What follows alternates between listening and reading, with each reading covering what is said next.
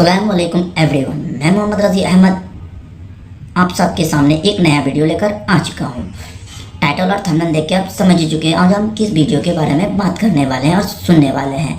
क्या हिंदुस्तान में भी कोई अल्लाह के नबी पैदा हुए थे और उनकी कब्र कहाँ है, इस वीडियो में सुनते हैं। अक्सर आपके जहन में ये सवाल कभी ना कभी ज़रूर आया होगा कि क्या अल्लाह ने हिंदुस्तान में भी अपने किसी नबी को भेजा था, और अगर भेजा था तो वो हिंदुस्तान में कहाँ आए थे, उनकी कब्र कहाँ है, और क्यों आज के हिंदुस्तान के इतिहास में किसी नबी किसी पैगंबर के आने का जिक्र नहीं मिलता। तो दोस्तों, आज के अपनी इस वीडियो में हमने आपके इन्हीं सवालों के जवाब तलाशने की कोशिश की है। तो दोस्तों, ये बात जिसे जानने के बाद आपको हैरानी होगी कि अल्लाह ने अपने पहले ही नबी हज़रत आदम अलैहिस्सलाम को पहली बार हिंदुस्तान की ही धरती पर उतारा था।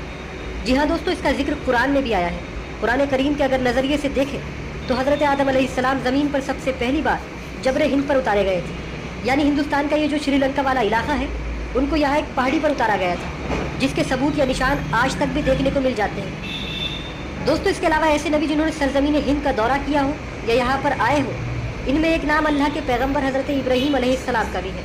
इस्लामिक विद्वानों और जानकारों की माने तो हज़रत इब्राहीम अलैहिस्सलाम ने अपने जद्द अमजद हज़रत आदम अलैहिस्सलाम के मकामात की ज़ियारत करने के लिए सरजमीन हिंदुस्तान का दौरा किया था। यानी वो जगह जहाँ हज़रत आदम अलैहिस्सलाम को उतारा गया था, उन मकामात की ज़ियारत करने के लिए।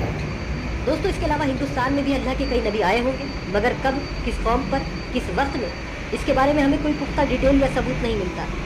अल्लाह के नबी हज़रत मोहम्मद मुस्तफ़ा सल्लल्लाहु अलैहि वसल्लम की हदीस है कि क़यामत के दिन ऐसे भी नबी मौजूद होंगे कि जिन पर उनकी कौम का कोई एक भी शख्स ईमान नहीं लाया होगा।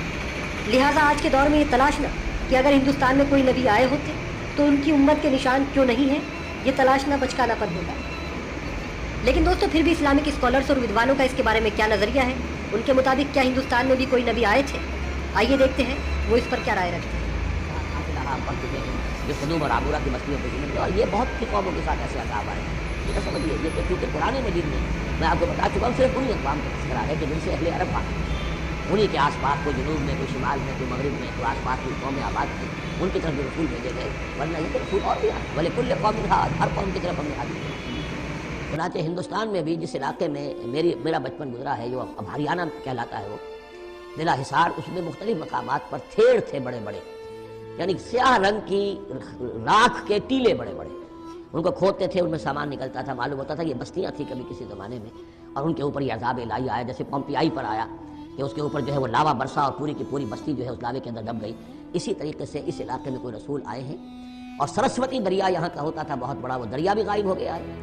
दरियाए गंगा जो है हिंदुओं के नज़दीक जो मुकद्दस है, ये बहुत बाद की शय है। असल जो इनका मुकद्दस दरिया था वो सरस्वती था, और वो गायब हो चुका है, उसका पता नहीं चलता है। अब उसकी वो तलाश कर रहे हैं। यही इलाका जिसमें से होकर वो दरिया सरस्वती गुजरता था। और मालूम होता है, चूँकि ये मुकाशफा भी है कि ये जहाँ हज़रत शेख अहमद सरहंदी रहमतुल्लाह अलैह जहाँ पर मदफून है, ये वही इलाका है मशरक़ी पंजाब का। तो यहाँ आसपास कुछ मुकाशफात, कुछ लोगों को 30 अम्बिया दफन है उस इलाके के।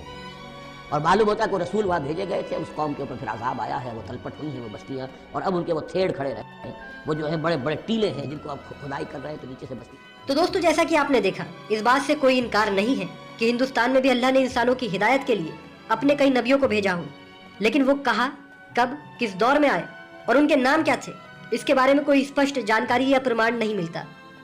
ऐसे में हम बस यही कहेंगे कि वो एक ज़माना था, मगर अब वो कौम, वो लोग, वो वक्त भी गुजर गया। इसीलिए इसकी कोई अहमियत नहीं, क्योंकि अगर अहमियत होती तो बेशक अल्लाह उनका जिक्र कुरान मजीद में ज़रूर करता, जैसा कि पहले की कौमों, कौम आद, कौम समूद, फिरौन, नमरूद और उनके दौर की कौमों का किया है। दोस्तों, आखिर में बस हम इसी नतीजे तक पहुँचे कि जितने नबियों और उनकी उम्मतों का जिक्र कुरान में आया है, उतना ही हमारे लिए जानना काफ़ी है। आपको हमारे द्वारा दी गई जानकारी कैसी लगी, अपनी राय हमें कमेंट सेक्शन में ज़रूर दें। इसके अलावा अगर आपको वीडियो पसंद आई हो तो वीडियो को लाइक और चैनल को ज़रूर सब्सक्राइब करें। फिलहाल हमारी इस रिपोर्ट में इतना ही। हमें दीजिए इजाज़त। शुक्रिया। जय हिंद।